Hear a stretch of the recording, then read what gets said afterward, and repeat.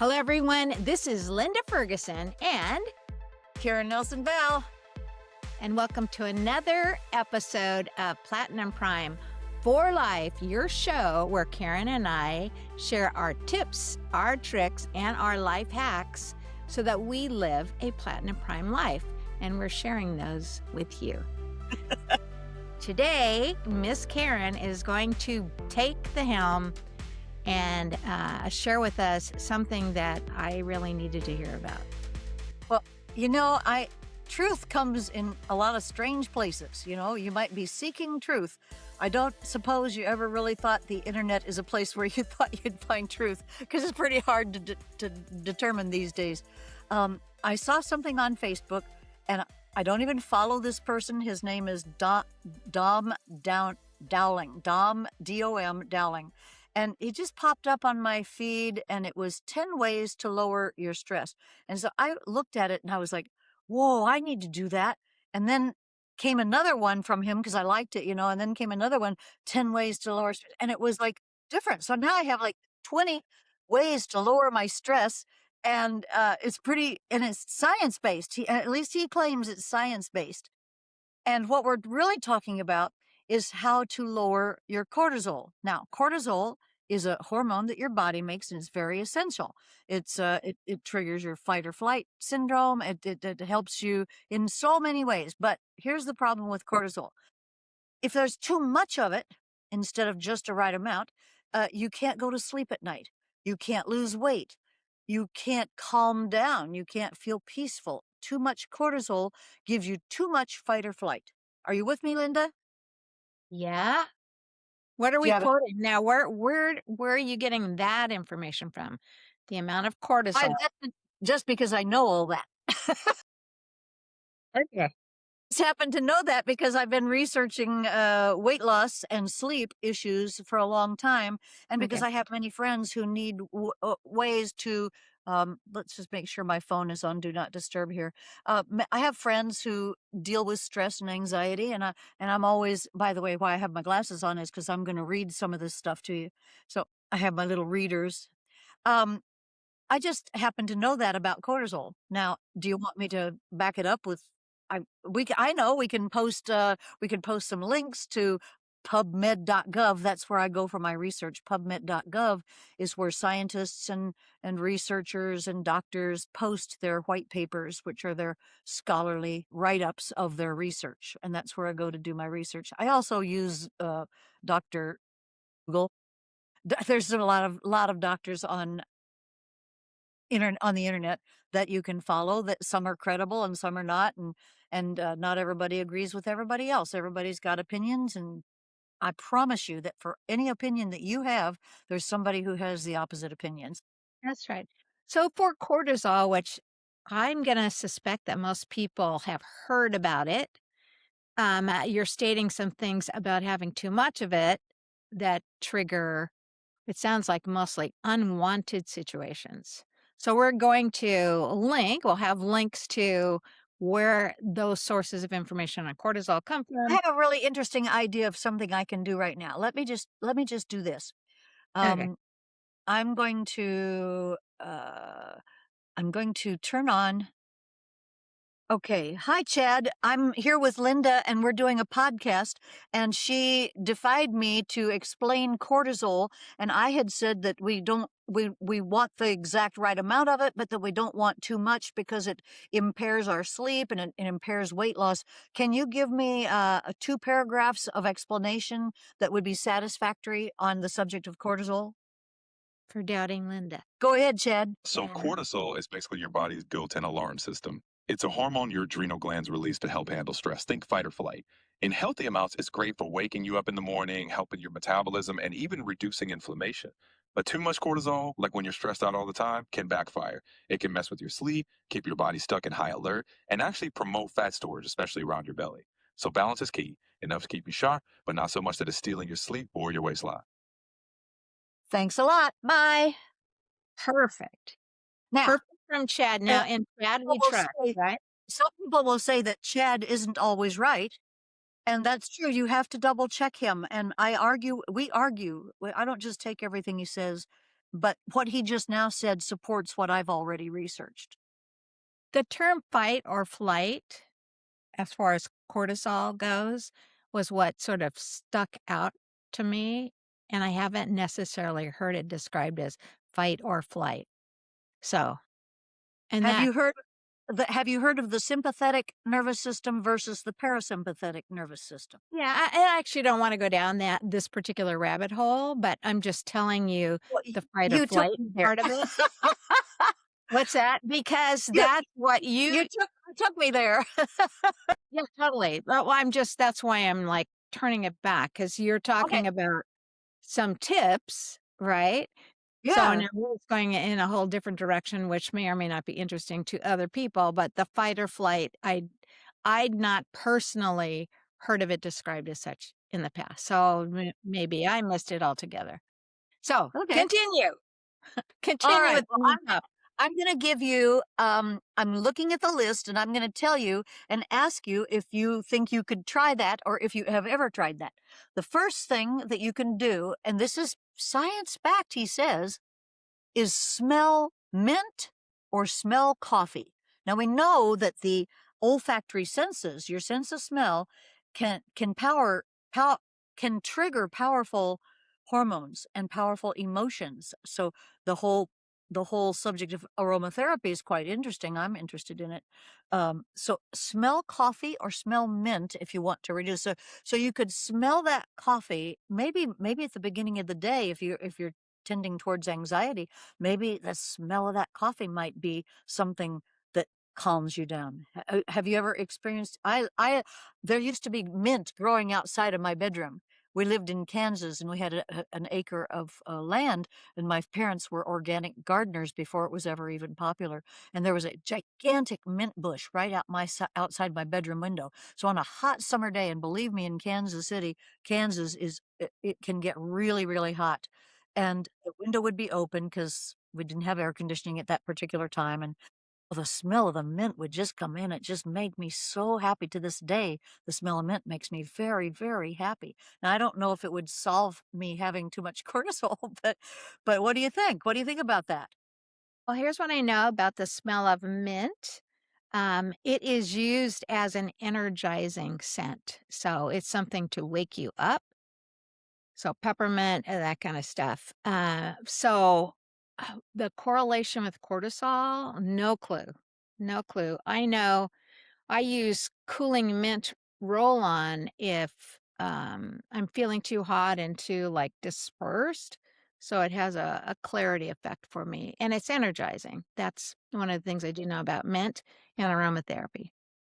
Well, it's certainly free to try. I mean, well, it's not free because you have to buy some coffee or you have to find some mint, but essentially, it's not as expensive as I don't know. I can't even think of some expensive alternative. All right. The next thing is one thing you can do is to laugh.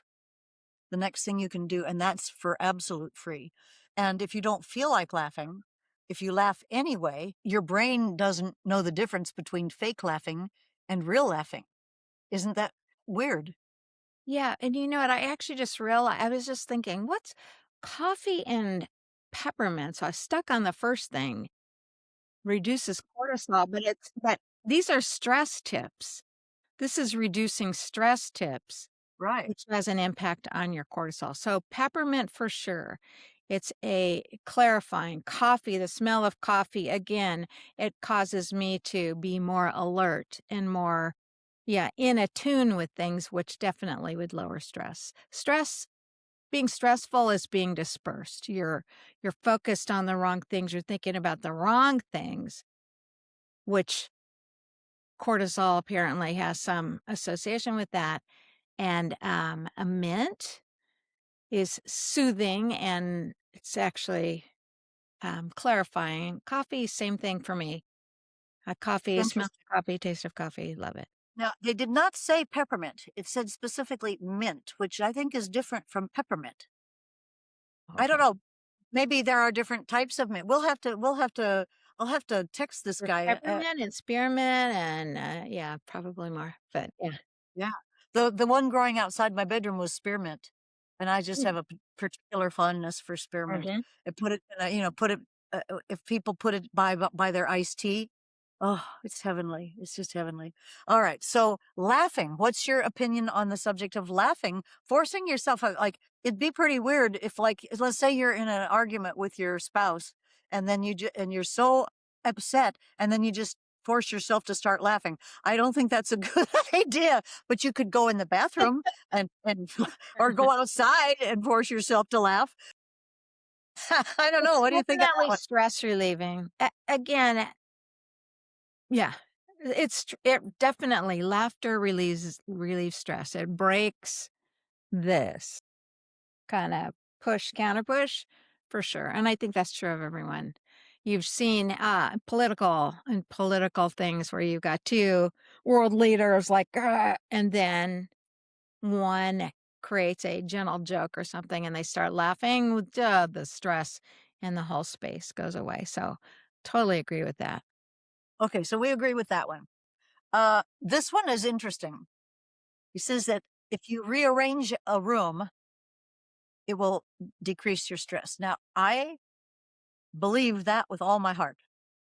Just for me, if I rearrange a room, it brings some kind of weird peace. I don't know what to say about that other than I think it's true. Do you think it's true? Totally.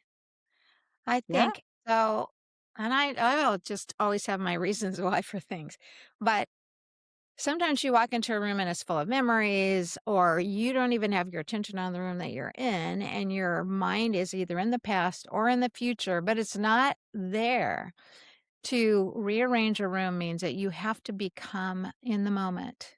You have to make decisions that are simple decisions usually, maybe they're bigger, but on where things are going. And then newly you are recreating or creating. You put yourself into creating mode, action. That's true. True. That's true. That's one of the things that you're doing is putting yourself into a creative mode. That's important. I like that. Let me see what the next one is. Well, this is interesting. I did read up on this. Cry. Wait, laughter and then cry. Okay.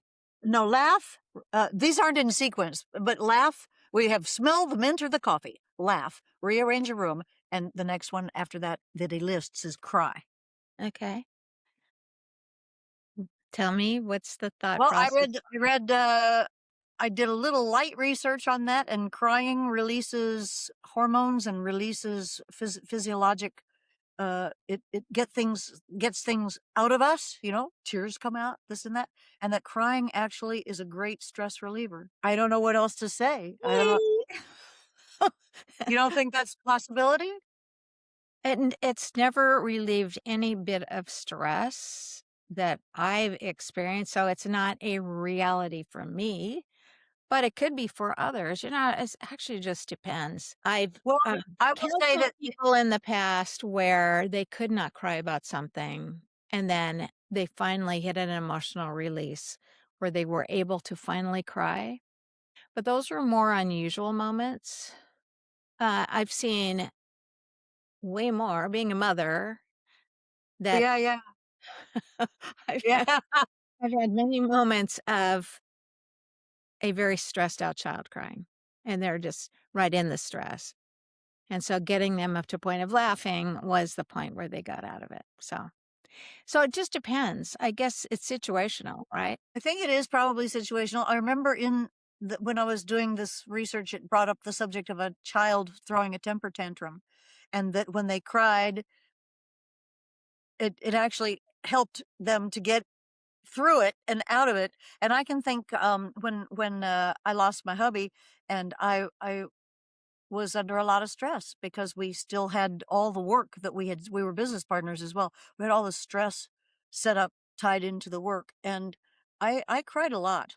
I think the crying was I think it just helped me to move through. I don't know. That's okay. So we'll see what the next one says. See what the next one is.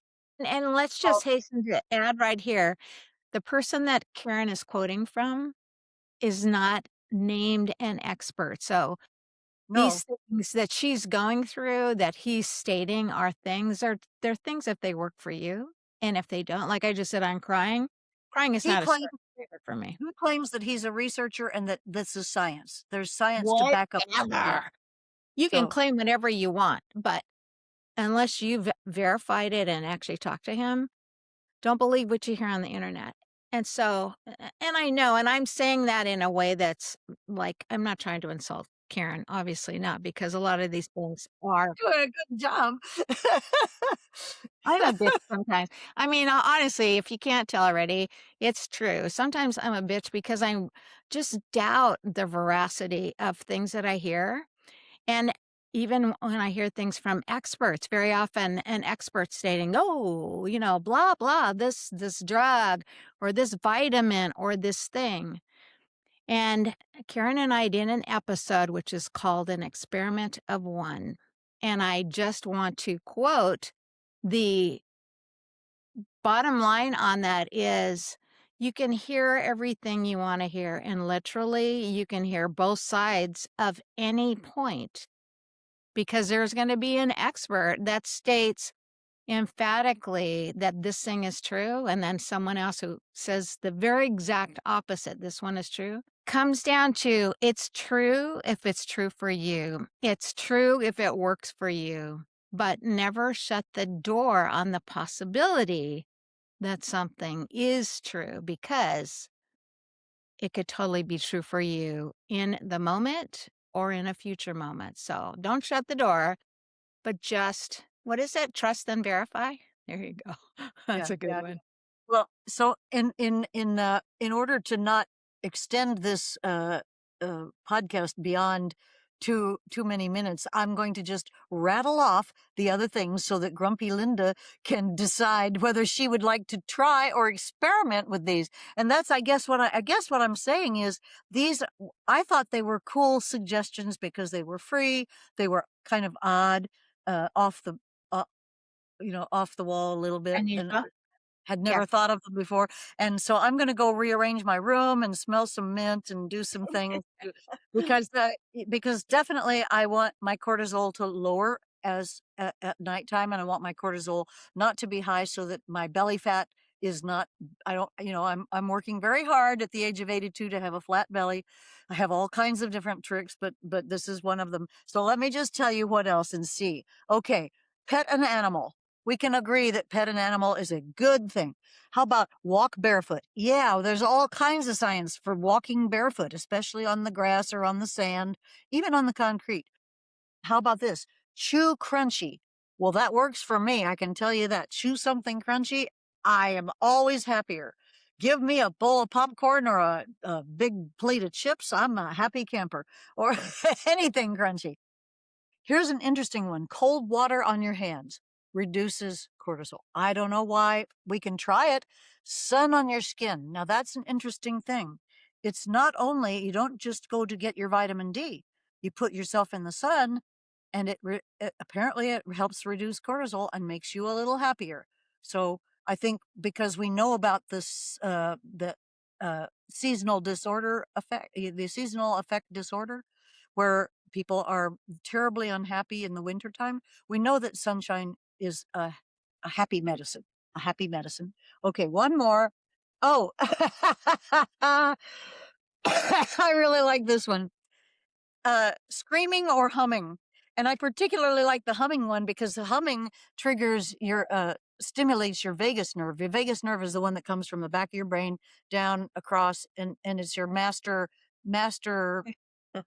regulator for all of your circulatory system, and very calming if you hum. So screaming or humming, do you ever scream or hum for a little remedy?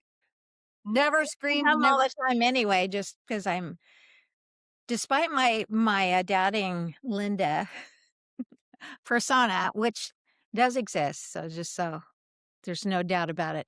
I sing incessantly. I love to sing, I love to hum, and the better my mood, the more I'm doing that. The screaming part, no, I Yeah, do not not for scream. me either. I don't recall ever screaming. Well, no, I take that back. I recall screaming, but not very infrequent, but singing all the time. Yeah, that's it. Singing and humming. I have a friend she's always humming or singing. and it's lovely. It's really lovely. I So love it. I love we can people like that. Yes. we should probably end by singing. You and I should sing a song. What should we sing? Oh, what a beautiful morning. Oh, Morning. Oh, what a beautiful day. I've I got a beautiful wonderful feeling. feeling. Everything's Everything's going going my way. my way. We are out of sync, but All right. Well, if this was useful, I'm very happy. But if it wasn't useful, then just we love you well, anyway. I have before we end off, so we're talking about lowering your levels of cortisol, lowering your levels of cortisol. How do you measure cortisol? How do you know if it's worked?